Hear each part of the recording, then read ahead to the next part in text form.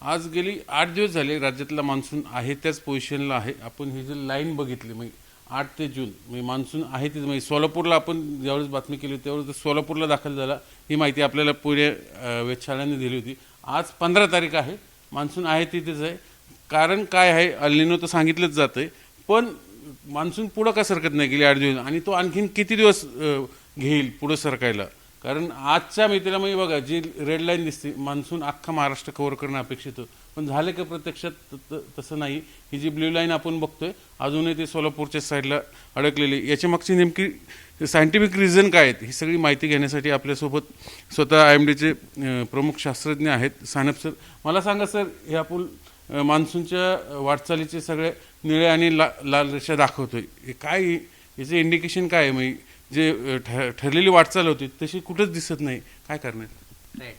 8 जूनपर्यंत तो दक्षिण मध्य महाराष्ट्र आणि तळ कोकणामध्ये आला होता, रत्नागिरीपर्यंत तो पोचलेला आहे आणि त्यानंतर त्याची वाटचाल उत्तरेकडे परत झालेली नाही, दिसून येत नाही. त्याचं कारण म्हणजे उत्तरेकडनं येणारे जे कोरडे वारे आहेत त्यांनी मान्सूनचा जो फ्लो आहे तो थोडासा अडवला गेलेला आपल्याला दिसून येतो. आपण इथं बघू शकतो, सगळं शेड्यूल बिघडले आता हे नक्कीच बघू शकतो आपण. हे रिझन काय, अल निनो आहे की हे वेगळं काय? हे आहे म्हणजे आपण इथं जर बघितलं तर मान्सूनचा जो फ्लो आहे तो अशा पद्धतीने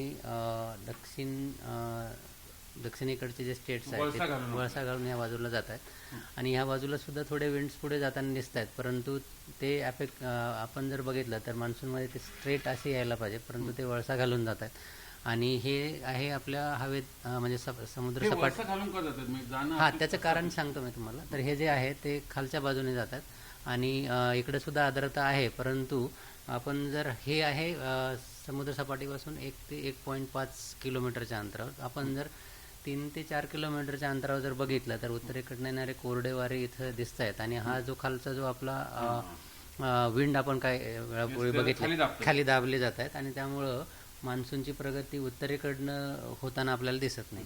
म्हणजे जे वारे असे झाले पाहिजे ते असं या वारे यांना खाली दाबत असल्यामुळे बरोबर. आणि हे कोरडे वारे आहेत आणि बाष्पयुक्त वाऱ्यांना ते खाली दाबतायत किंवा खालच्या बाजूने काय म्हणायचं सायंटिफिकली याला आपण असं म्हणू शकतो की ह्या भागामध्ये एक अँटी सायक्लॉनिक सर्क्युलेशन आहे जे की आणि त्याचा जो आउटफ्लो आहे तो आपल्या मान्सूनच्या वाऱ्यांना खालच्या बाजूला दाबतायत किंवा सप्रेस करतायत आणि ह्या परिस्थितीमुळे मान्सून अजून उत्तरेकडे आपल्याला सरकताना दिसत नाही. सिस्टम आता कोणतेही फॉर्म झालेली नाही, ते एक रिझन आहे.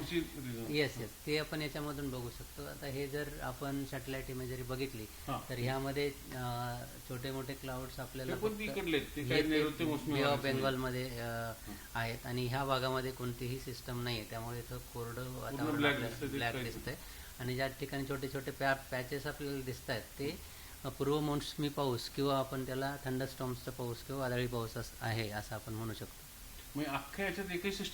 सध्या तरी काही जसं मी म्हणजे कसं असतं ना की मान्सूनचा जो अंदाज आहे किंवा शॉर्ट टू मीडियम रेंज जो फोरकास्ट आहे 3 ते 5 दिवसांचा जो अंदाज आहे त्याची ॲक्युरसी चांगली असते आणि 3 ते 5 दिवसामध्ये अशी कोणतीही परिस्थिती दिसत नाही की ज्यामुळे मान्सून अजून उत्तरेला सरकला जाईल.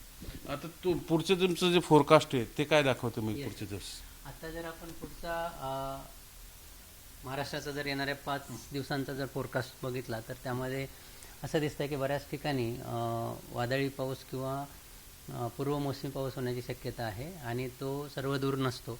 आम्ही जसं म्हटलं की बऱ्याच ठिकाणी, पण कसं आहे की बऱ्याच डिस्ट्रिक्ट्समध्ये आपण येलो अलर्ट बघतोय, रेड नाही आहे. कारण ह्यामध्ये काय असतं ना की समजा एखादा डिस्ट्रिक्ट आहे, त्या डिस्ट्रिक्टमध्ये काही तालुक्यांमध्ये आपल्याला तुम्हाला थंडरस्टॉर्म्स किंवा पूर्व मोसमी आहे, मोसमी पाऊस किंवा मान्सूनचा पाऊस या ठिकाणी अजून ॲडव्हान्स व्हायला. आपण असं म्हणू शकतो की गेली 8 दिवस मान्सूनचं वाटचाल थांबलेली प्रोग्रेस आणि आणखीन किती दिवस ती थांबलेली?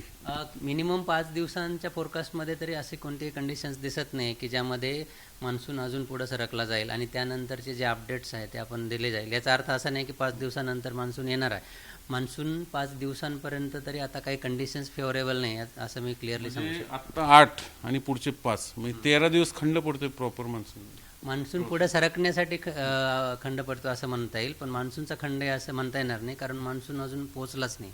ही परिस्थिती कधी बदलेल? ही परिस्थिती बदलण्यासाठी तेच मी सांगतोय की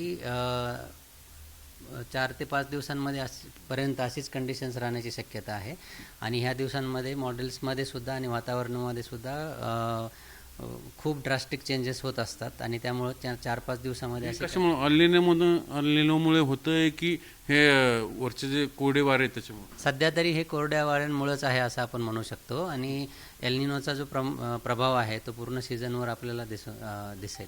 म्हणजे आपण बोललो होतो जुलैमध्ये खंड पडेल, तो आता जूनमध्येच पडतो. नाही, जसं मी सांगितलं की मान्सून पूर्णपणे पोहोचलेला नाही आहे पूर्ण देशामध्ये किंवा महाराष्ट्रामध्ये, त्यामुळे याला आपण खंड म्हणता येणार नाही. परंतु मान्सून पुढं प्रोग्रेस होण्यासाठी अजून 4-5 दिवसानंतरचे जे कंडिशन असतील त्यावर अवलंबून राहील. दिसत कसं आहे सध्या तरी आत्ता तरी 4 ते 5 दिवसांपर्यंत तरी दिसत नाही. जसे अपडेट येतील तसं अपडेट्स दिले जातील परत. काळजी काय घ्यावी? मान्सून तर लांबला, पाणी कपात झाली, शेतकऱ्यांचे धूळ पेरणार. काळजी म्हणजे राज्य शासन किंवा कृषी विभागाकडनं ज्या काही सूचना दिल्या जातात त्याचं पालन करणं गरजेचं आहे. पण पावसाचं जर मला विचाराल तर येणाऱ्या 5 दिवसांमध्ये असेच कंडिशन्स राहतील. मला आठवतं गेल्या वर्षी आपण इंटरव्ह्यू केलं तुमचं, तुम्ही म्हणलं होते 15 जूनपर्यंत मान्सून कव्हर करेल महाराष्ट्र. आज 15 जून आहे, आणखीन तुम्ही 5 दिवस वाढवतात. म्हणजे तुम्ही म्हणजे एकूण फेवरेबल कंडिशनच नाहीत, मुळात सिस्टीम तयार झालेली नाहीत मान्सूनसाठीचे. हे कधी ब्रेक थ्रू कधी मिळणार? पहिली गोष्ट म्हणजे की मी म्हटलंच नव्हतं की 15 तारखेला पूर्ण महाराष्ट्र कव्हर करणार आहे. 15 जून नाही 15 जूनला पूर्ण महाराष्ट्र ॲज पर दी सरासरी म्हणजे सरासरीनुसार 15 जूनला पूर्ण महाराष्ट्र कव्हर केला जातो आणि त्या वेळच्या कंडिशन्सनुसार दरवर्षी त्यातली ती जी डेट आहे ती बदलत असते असं मी सांगितलं होतं. तर आत्ता कंडिशन्सनुसार येणाऱ्या 4-5 दिवसामध्ये तरी अशी काहीही कंडिशन दिसत नाही की जेणेकरून महाराष्ट्र पूर्ण मान्सूनने व्यापला जाईल. 20 जूनपर्यंत आपल्याला वाट पाहावी लागेल असं मी तेच परत एकदा सांगतोय की 4 ते 5 दिवस आपण मॉनिटर करणार आहोत आणि मॉनिटरिंग नंतर जर कंडिशन्स फेवरेबल झाल्या तर तसे अपडेट्स दिले जातील. याचा अर्थ असा नाही की 5 दिवसानंतर मान्सून पूर्ण महाराष्ट्रामध्ये येणार आहे. म्हणजे आणखीनही हा खंड कदाचित वाढू शकतो असंच यांच्या बोलण्यातनं दिसतं. मी सध्या तरी पुढचे 5 दिवस कुठलेही नवीन सिस्टीम तयार होताना दिसत नाही. त्यामुळे मान्सूनचा जो प्रवास आहे, प्रोग्रेस ज्याला आपण म्हणतो, तो ऑलरेडी आत्ता 8 दिवस थांबलेला आहे एका जागी, म्हणजे सोलापूरच्या. आणखीन 5 दिवस कुठलीही सिस्टीम नसल्यामुळं मान्सून पुन्हा लांबतोय असंच सध्या चित्र आहे.